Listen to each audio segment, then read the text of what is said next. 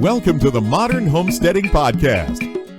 We have allowed ourselves to become so disconnected and ignorant about something that is as intimate as the food that we eat. Be prepared to grow your own for victory. God said, I need somebody strong enough to clear trees and heave bales, yet gentle enough to yean lambs and wean pigs and tend the pink-combed pullets who will stop his mower for an hour to splint the broken leg of a meadowlark. So God made a farmer. Hello and welcome to the Modern Homesteading Podcast. I'm your host, Harold Thornbrough, and glad you're joining me today. In this podcast episode, I want to discuss a few ways to help soil fertility in ways that are normally exercised in permaculture practices. These are ways that are simulated in nature to create balanced, rich, and living soil. And there's quite a few ways that this is done in permaculture. Around here, still just plugging away, doing the normal things, taking care of the rabbits and the quail, and that's pretty much what we're doing around here. Still making the kombucha, still just doing our regular stuff, but getting ready to take on some new projects for the year, and I'll be talking more about that as time goes. So that's what's going on around here. But let's just jump right into our main topic, which is increasing soil fertility through permaculture practices. The first way is using plants to increase soil fertility. Something known as polycultures and guilds are pretty common in the permaculture environment. It's using plants in conjunction with other plants, ones that will benefit one another. You plant a guild or you surround a plant with other beneficial plants. Many of these plants will have nitrogen fixing properties, and some have a fast decaying root system that'll put a lot of organic material into the ground, and this invites good microbiology and organisms into the area to eat that. I mean, you're going to get a lot of more worm activity. You're going to get a lot of microbiology when this happens. So something that's probably most commonly used is legumes for fixing nitrogen. These get a nitrogen module on the roots, and then when you don't ever remove the plant, you can chop it and leave the root system in the ground, and it'll release that nitrogen back into the ground, and can benefit other plants. So using plants to increase soil fertility is a great practice. Also using plants in a chop and drop method to increase soil fertility. This puts nutrients on the topsoil.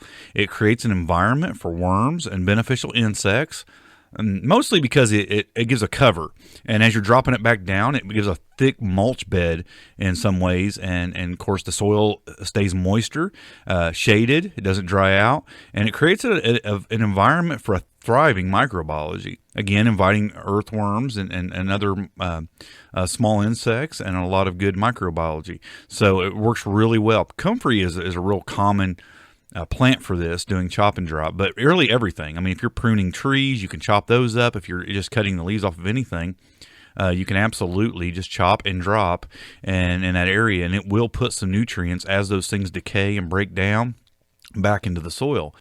The reason that comfrey is such a great plant for this is because it's called a dynamic accumulator. And there are other plants that are dynamic accumulators. Actually, dandelion is a dynamic accumulator, and anything with a really deep taproot system that's going to pull nutrients up into its leaves is going to pull those nutrients in a dynamic way. And as you chop those leaves, all those nutrients are then re-released into the ground on the top versus being down deep in the soil where they were originally trapped. So you're just basically using those plants to do that. So again, comfrey, that's the reason comfrey's so good, and that's why you have others like dandelion with a deep taproot. And there's many others that work really well like this, but those are just two of the common ones. Of course, using livestock to increase soil fertility is a common practice, with all farmers and with homesteaders in general, but it's a very common permaculture practice. Rotational grazing is what we think about when we think about that. Moving animals through an area to, of course, eat what's there and then drop their waste on the ground, which of course creates a high nitrogen environment and increases soil fertility. Something maybe the common homesteader don't think about as much, but in permaculture, it's pretty common practice, and it's using swales and ponds to collect nutrients. Now, a swale is a ditch on contour, and it's generally used to slow down the water through a property and soak the water into a property to be more benefit for that area. But kind of a side product of that is that it collects a lot of the nutrients from the topsoil, and those nutrients will collect in a swale area. It also happens in the runoff of a pond. The soil on the edges of ponds is usually really rich, thick soil. The water itself is very nutrient dense, and it just provides a lot of nutrients if you want to collect that and move it elsewhere or plant things right there in that area because of the runoff and the collection of nutrients. Hugelkultur is another common practice in permaculture, and that's basically burying logs and wood in the ground and mounding dirt up over the top of it.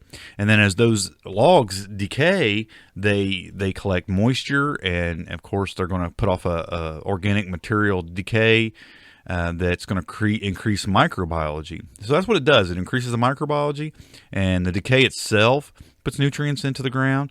And of course, the moisture retention is very good for drawing in all kinds of soil biology to benefit the area. Another common practice is using biochar. By making biochar from brush and other hard-to-compost organic material, you can improve soil. It enhances the nutrient availability, and it also enables soil to retain nutrients longer.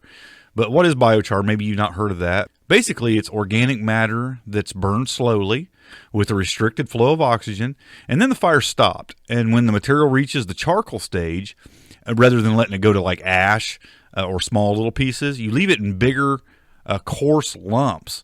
And these lumps are full of crevices and holes, which help them serve as life rafts to soil microorganisms. They themselves don't have any nutritional benefit to the soil, but they they make a good collection place for microorganisms. And the carbon compounds in charcoal from loose chemical bonds with soluble plant nutrients, and then they don't wash away because they kind of hang on to those porous pieces of biochar. If you use biochar in combination with good organic fertilizers or some of the other practices we're talking about, it dramatically improves plant growth while helping to retain nutrients in the soil. Another common practice is using leaf mold. Leaf mold is a result of letting leaves sit and decompose over time. And it turns into a dark brown to black pile with a earthy aroma. It's got a crumbly texture, kind of like compost, but it's not really compost. It's composted leaves, but it actually brings in a bunch of organic matter through the mold. And leaf mold is essentially a soil conditioner. It increases the water retention of soil. And, I've read of some university studies that the addition of leaf mold can increase water retention in soils by over 50%.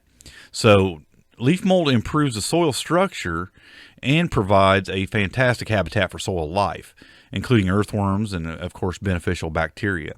Another thing that's a common practice in permaculture is using fungus.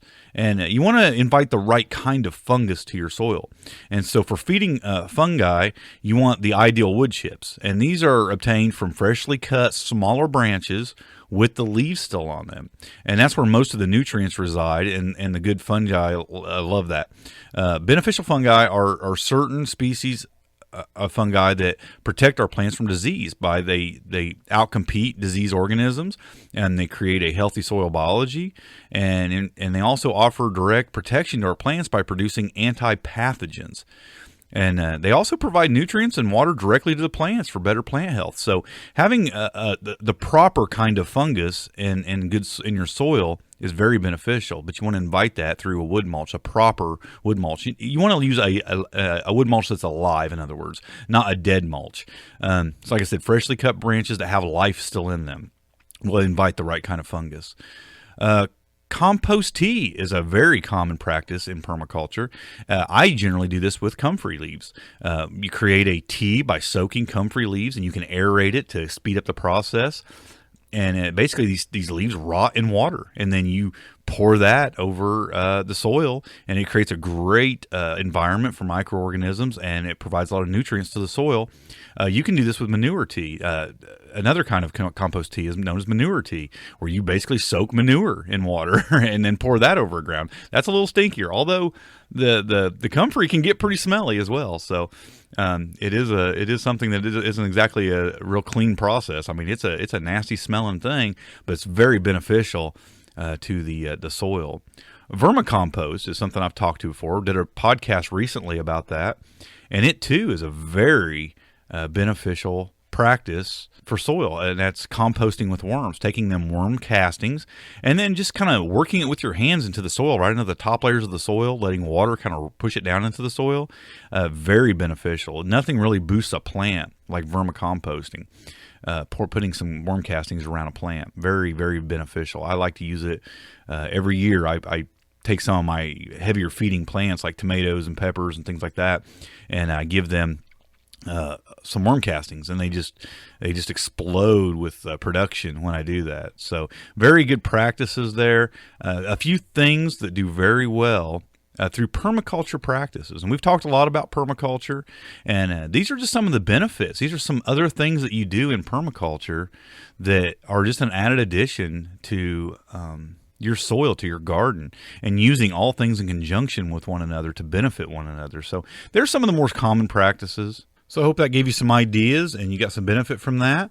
And maybe you'll maybe you'll start doing some of those practices on your homestead and have a even better organic garden. Thanks for joining me. Remember, folks, homestead today for a better tomorrow. God bless.